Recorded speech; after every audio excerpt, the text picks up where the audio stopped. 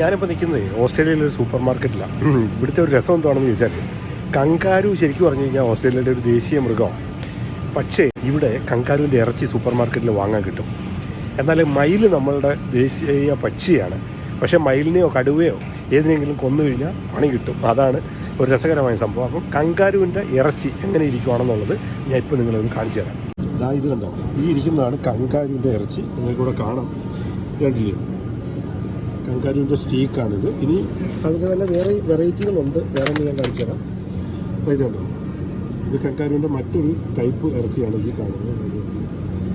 ഇനി ഇത് kangaroo fillet, പിന്നെ ഇത് വേറൊരു ടൈപ്പ് ഇട്ടിരിപ്പുണ്ട്. അത് കങ്കാരുവിൻ്റെ സിസിൽ സ്റ്റീക്ക് എന്ന് പറയുന്ന ഒരു സാധനമാണ്.